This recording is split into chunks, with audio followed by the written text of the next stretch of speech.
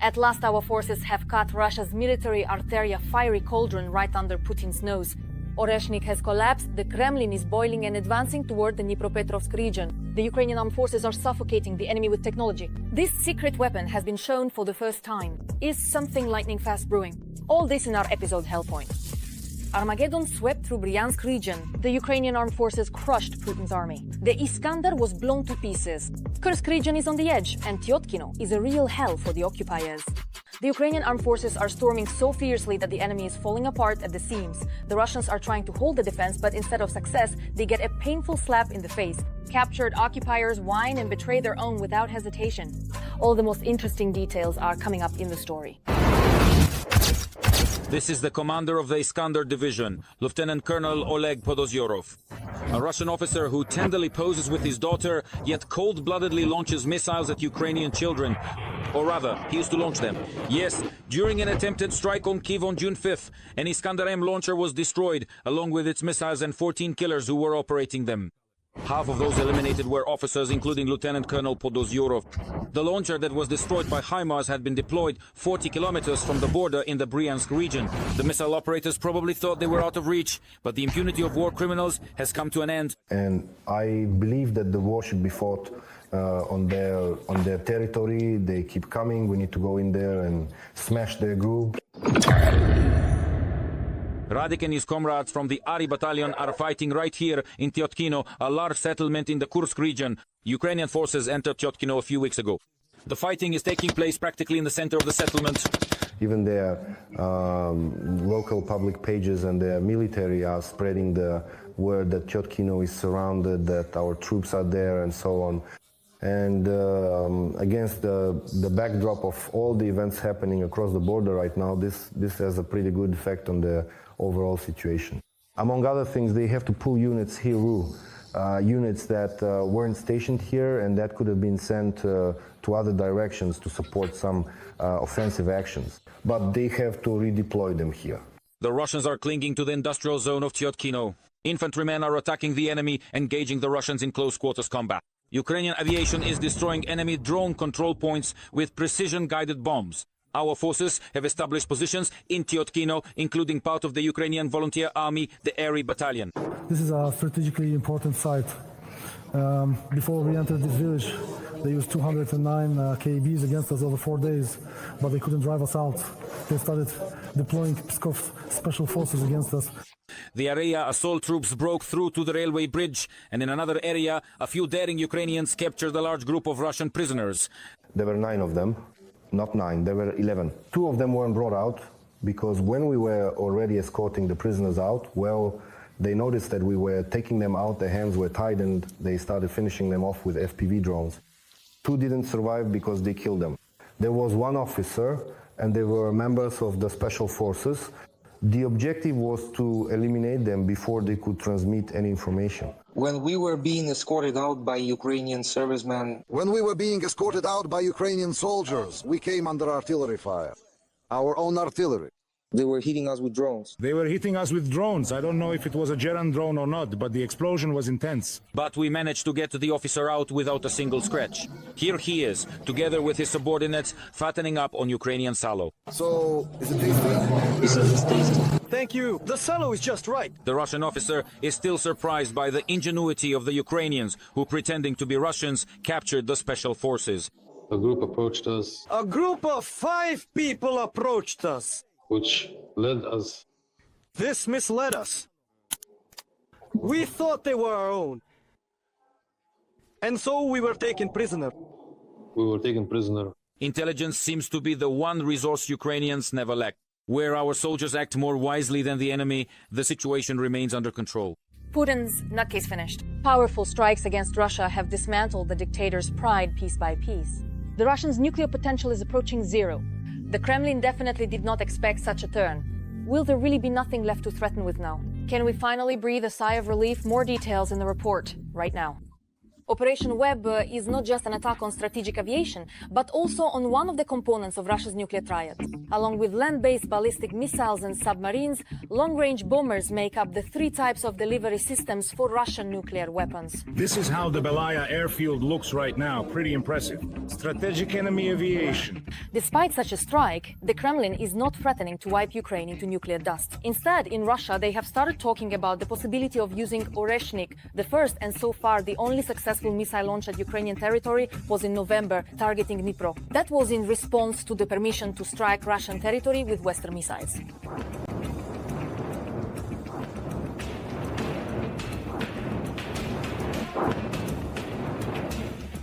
Oreshnik is based on the RS-26 Rubezh intercontinental ballistic missile, and that in turn was developed from the RS-24 Yaz. So despite the claims of the Russian dictator, there is nothing unique about the Oreshnik. It's a set of old technologies in a new configuration. It is equipped with 6 warheads, each containing submunitions. This is a medium-range ballistic missile with a range of about 5,500 kilometers. It is hypersonic, meaning its speed is at least 5 times the speed of light. It is capable of carrying nuclear warheads. According to experts, it takes less than half an hour to reach European capitals and just a few minutes to reach Ukrainian cities. However, such missiles cannot boast of accuracy. It is difficult to target them at small or moving targets. They operate on a kinetic principle, meaning the main destructive force is not the explosive, but the speed and mass. For example, the Russians struck Dnipro with an Oreshnik missile equipped with dummy warheads without an explosive charge. The strike on Dnipro was not accurate and did not have a significant effect. It was more of a psychological effect, as if to say that Russia is ready to use what it developed for delivering nuclear weapons. And the fact that Moscow still hasn't used this missile once again shows it's not an effective system. In reality, the Kh-22 and Kh-32 cruise missiles are no less effective. Oreshnik is more useful for intimidation than for victory. And it's not even certain that Russia has more than 10 or 15 of them. Putin stated that the missile was supposed to have already entered serial production, but the process is expensive and slow. Military analysts suggest that Russia is only capable of producing about 25 such missiles per year. Some of the weapons that Putin supposedly possesses, such as the Oreshnik, may not even be operational. In reality, many of Russia's advanced weapons systems, like the Brevestnik missile or the Poseidon torpedo, raise questions about whether they are real or just good publicity. And although the Oreshnik missile was used, it did not have fully functional warheads. It has not been tested in operational condition. A repeated use could reveal technical flaws, and this is something the Kremlin wants to avoid. As for an even greater escalation involving the use of nuclear weapons, that is already a red line for the West, which Russia is afraid to cross, because it would not only lose the support of China and India, that is, the trade ties that keep it afloat, but would also enrage the US, Europe, and the entire civilized world. At the very least, it would trigger a new wave of military aid long-range Taurus missiles or even more F-16s, with permission to strike Russian territory, and could lead to even more devastating consequences. And this is despite the fact that the military value of using tactical nuclear weapons is highly questionable. The fighting is taking place along an incredibly long front line. In other words, there isn't a massive concentration of troops in one area that could be destroyed by nuclear weapons. So the fact that this war has stretched out over such a long distance can, to some extent, limit the strategic effectiveness of a nuclear strike. But also remember that Ukraine's fertile black soil, for example, is a huge strategic and economic incentive for the invasion. And the use of nuclear weapons would poison the very land that Putin seeks to conquer. So in reality, there is no rational legitimacy for such a weapon system. Not that anyone expects rationality from the Russian dictator, but it would be like shooting himself in the foot. The risks far outweigh any potential gains.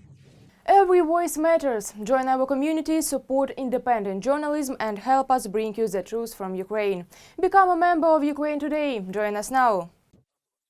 Let's face the truth. Putin is afraid. Operation Spiderweb was planned for a year and a half. We have no idea how many other operations have already been planned for a year and a half, a year or 6 months. And when they will be carried out, I think this is having the effect that Ukraine wants. it puts pressure on Moscow. And again, in my opinion, the fact that Putin is hesitating with his response and considering what to do next shows that Ukraine really has the initiative in this case and has cornered Russia. As for the Kremlin's potential response to Pavutina, it could still happen. It is important to remember, military analysts insist that with or without Pavutina, the Kremlin decides for itself when to escalate, and has repeatedly done so without any reason. And Kyiv is fully capable of responding in kind. Ukraine has the absolute right to lawfully defend itself, and it always acts proportionally. We have seen very few civilians killed as a result of its actions. It does not act the way Russia does.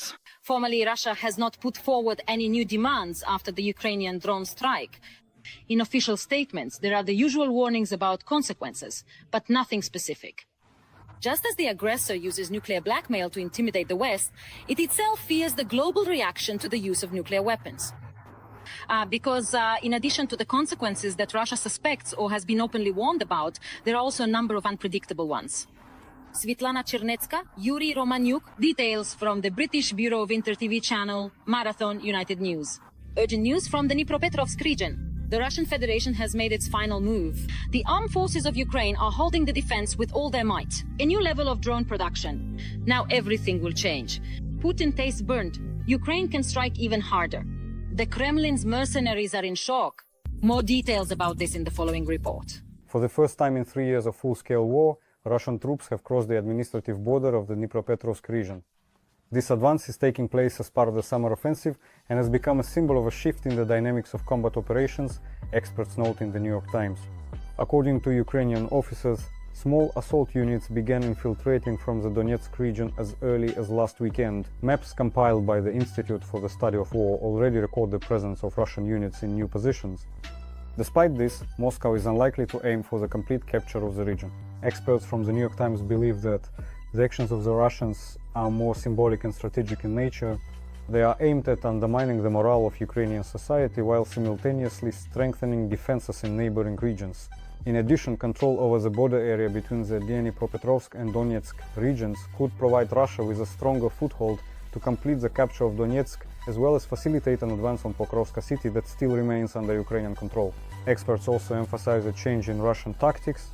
Instead of large-scale and costly assaults like in Bakhmut, Russia is increasingly using the tactic of small groups. These are squads of 2 to 6 people who move from tree line to tree line or from building to building, testing the strength of Ukrainian defenses and searching for weak spots. Ukrainian soldiers, however, claim that so far Russian forces have only advanced a few tree lines and have not captured any settlements. It remains unknown whether they will be able to hold these positions and use the breakthrough for a deeper incursion into the region. If Russia does manage to capture a significant portion of territory, it could complicate Ukraine's position during possible negotiations over territorial exchanges. For now, the advance appears to be a slow but persistent process that does not provide a strategic advantage, but exerts moral and, above all, political pressure. Meanwhile, Ukraine is reaching a new level in drone production. The president has signed laws that create favorable conditions for the mass production of fiber optic drones. These devices are especially important for defense, as they are resistant to electronic warfare, provide stable communication, and are capable of operating in extremely challenging weather conditions. Among the adopted decisions is the exemption from customs duties on the import of fiber optic cable used in drones. This will help reduce the cost of such systems and speed up their delivery to the military. Additionally, import operations for goods intended for defense needs are exempt from value-added tax. These innovations are enshrined in 2 laws. The first introduces amendments to the customs code and abolishes duties on the import of strategic components. The second adjusts the tax code, introducing tax benefits for the defense sector. Thanks to these decisions, the Ukrainian defense industry will be able to ramp up the production of drones, which will play an increasingly important role in combat operations. Meanwhile, the American Institute for the Study of War warns that a reduction in the US defense budget for aid to Ukraine in 2026 could have serious consequences. A recent statement by the head of the Pentagon about future spending cuts is causing concern among analysts. They believe that such a move will not bring the war closer to an end, but on the contrary will strengthen Vladimir Putin's position and give Russia additional incentive to continue its offensive. According to the Institute for the Study of War, The key factor that could push the Kremlin toward constructive negotiations remains the achievements of the armed forces of Ukraine on the battlefield. It is precisely the successes of the Ukrainian army that can undermine Moscow's confidence in its war of attrition strategy. In the belief that the Russian army can hold out longer than Ukraine and Western support, analysts also emphasize that it is Western military aid, and especially timely deliveries from the United States, that play a decisive role in Ukraine's ability to achieve breakthroughs. A reduction in support from Washington, in their assessment, would give Russia an additional advantage, strengthen its motivation for a protracted war, and undermine efforts aimed at achieving a lasting peace contrary to the stated goals of the American administration. That's all for today. Tune in tomorrow for the next news update. Wow, what a scale. The largest training ground in Europe, from heavy equipment to drones. The Russians are green with envy. Unique developments by our people that the whole world is talking about. Ukraine has delivered a masterclass. Watch exclusive footage from a truly unique place right now. Drones, engineering modules, armored vehicles. Representatives from nearly 100 companies gathered to present their developments at the opening of the training ground. Mine clearance technologies will be tested right here. Practical training sessions will be held. They can be conducted in different cities across Ukraine. As for the practical execution of tasks, they can use this training ground. Here is a Ukrainian ground-based anti-mine robotic complex. It can handle a load of up to 300 kilograms. It can transport ammunition. It can be used for medical evacuation. You can mount mine rollers on it and drive through minefields with leaf mines. And you can also install a mine laying module to deploy TM mines. We are also developing a dumping system so that it can drive up, unload the ammunition by itself, and then leave on its own. The controls are simple. You hold the remote in your hands and the machine is already on its way. I step onto the platform and the operator drives me across a swampy area. The vehicle easily overcomes obstacles. And here is another Ukrainian development. It surveys the soil remotely and is already ready for mass production. This is a unique development. Why? Because its remote control range is over a kilometer. When we have hundreds of thousands of hectares of fields that need to be quickly and thoroughly surveyed for explosive hazards, this machine provides exactly that capability. Another direction in demining is drones equipped with thermal images and multispectral cameras. It may seem like science fiction, but these birds really can see mines buried deep underground. The camera on the thermal drone detects this by measuring the difference in heat capacity and heat emission between the ground, that is, the background, and the mine itself. A multispectral drone is designed to detect small differences in vegetation when it is stressed. And what can cause this stress?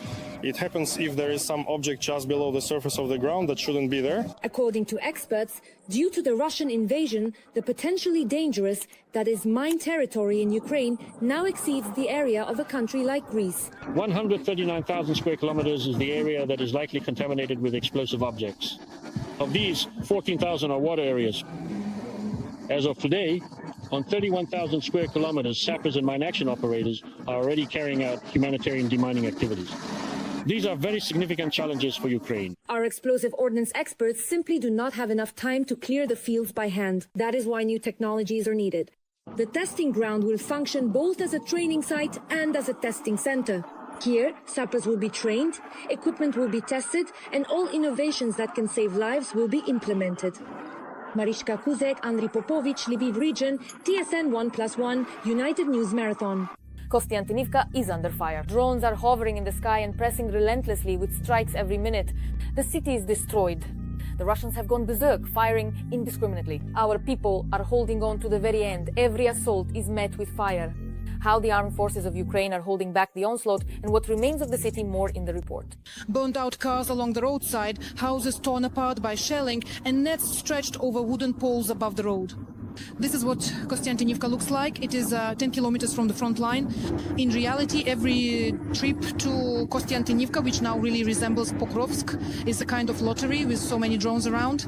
Even though our vehicle is reinforced with metal, it's armored, we have a rifle to shoot down these drones and a bunch of electronic warfare equipment. But this is not a cure-all to fully protect ourselves from enemy drones, because even during our current journey, we can clearly hear the drone detector going off and warning us that they are nearby. I'm showing the FPV now, on the E-855. This one is flying. Then here's the Mavic, the Zala is hovering above us. This one here is ours, the Scout. One? Yeah. And those, how many? Enemy has 1, 2, 3, 4, 5, 6, 7 of them. Our vehicle is armored, and we can't hear what's happening outside of it. But it's easy to see through the window how Russia is destroying the city. Our dacha, look, it's really dangerous. There are cars over there nearby, and just now there was some movement. Look, an epoxy, the smoke is rising. Police officers Yevgeny and Roman are heading out to evacuate residents. We're just taking two people with limited mobility, and there will be a man accompanying them. There are still more than 7,000 people remaining in Kostiantynivka, but every day up to 10 locals leave the city because Russia is making life here impossible for them. There's no electricity at all. Well, in some areas there's neither water nor gas, so it's just impossible. That is, the drones don't allow utility services to connect, repair the power lines. Roman gets out of the car with a hunting rifle. We get out of the vehicle, cover each other, and keep an eye on the sky. Because there really are a lot of enemy drones, and they're of many different types. At the doorstep of the homestead, 80-year-old Valentina and her husband Mitro are already waiting. They only recently evacuated from the neighboring village of Stepanivka, which the enemy burned to the ground. Now they've been left without a roof over their heads for the second time. Last night there was shooting. And it wasn't just that the pounding on the door was so intense, it was terrifying. All their belongings fit into a few suitcases. The police load their belongings into an armored van. And in the neighboring town of Drushkivka, Zurab is already waiting for the pensioners with his medevac, which will take them to a resettlement center in the Odessa region. If you need to stop for any reason, bathroom, if someone feels unwell, needs water, anything at all, just let us know and we'll stop. Zurab is mapping out the route. He says that now this has to be done even more carefully because the Russians don't hesitate to attack even an ambulance with drones. Here, in this footage, is Zurab's previous vehicle, which never made it to the woman. At the entrance to the village, we noticed a drone. Then we saw that he was following us.